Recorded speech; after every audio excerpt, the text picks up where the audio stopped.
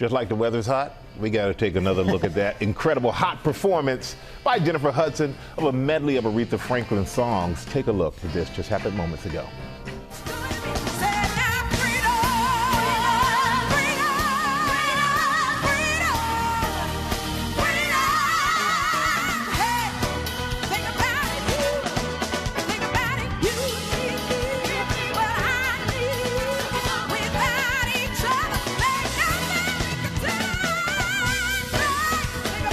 You can't help but bob and weave to that. Doesn't even look like she's trying or singing hard, George. It's absolutely amazing. And Robin is at Edge at Hudson Yards with the Grammy and Academy Award winner right now. Hey, Robin.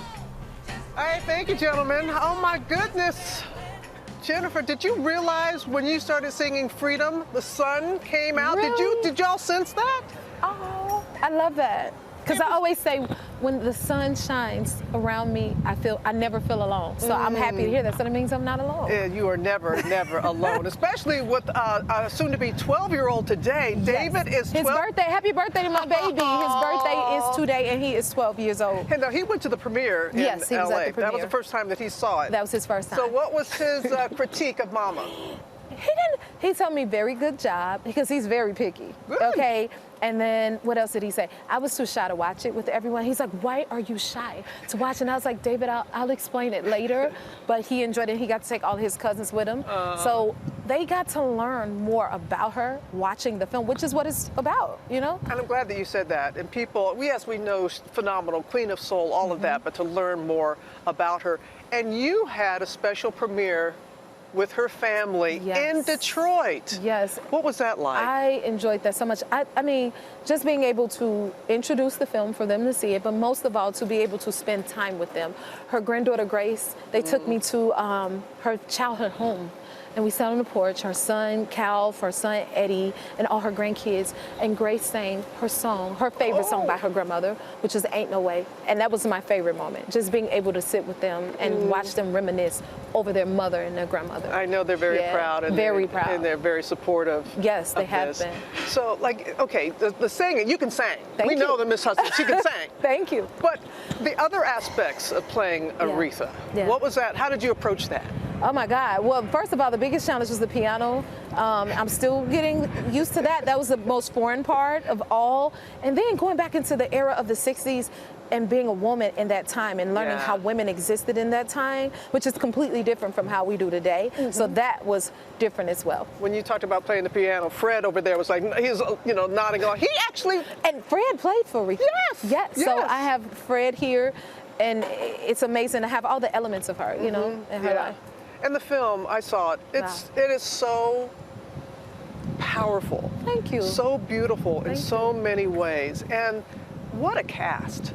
I mean, Forrest Whitaker. Yes. Mary J. Yes. Okay. Audra McDonald.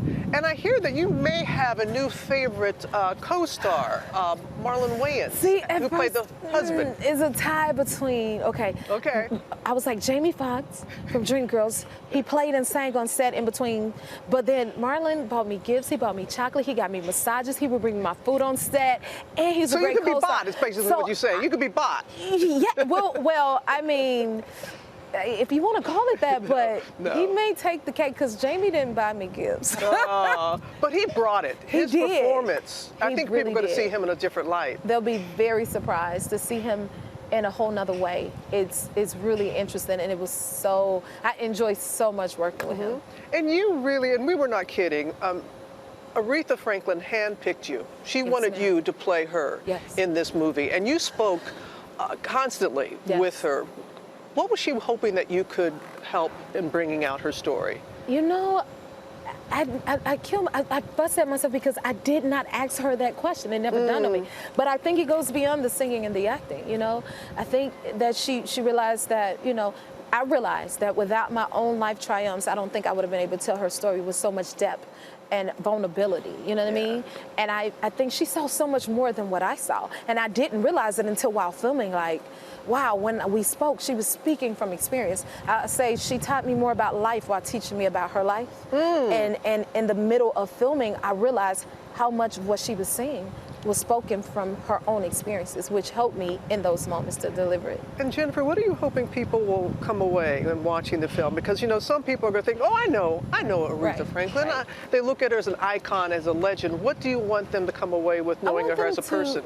See the human, you know that under that legend and that icon lies a human being with a life of their own and their own triumphs. And I think they'll find it, at least I found it inspiring to know, like, she went through what she went through, but she still became the queen of soul. And I said while filming, I know we all have a respect for Aretha Franklin, but when you get done with this film, I want everyone to have a newfound respect for her. Yeah. And Fred, what do you say? Because you worked with Miss Franklin. Fred. Yes.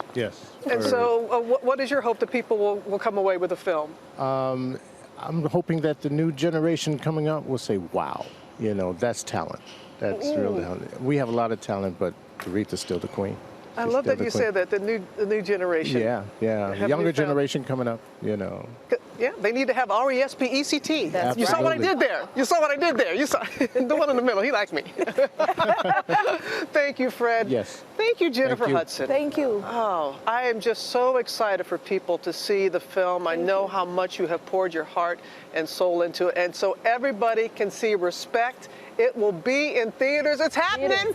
It's Friday. here. Get your popcorn, your family go. It's live music, love, legacy, and it's I think the perfect way to pay homage to the queen. She gets the last word. Oops.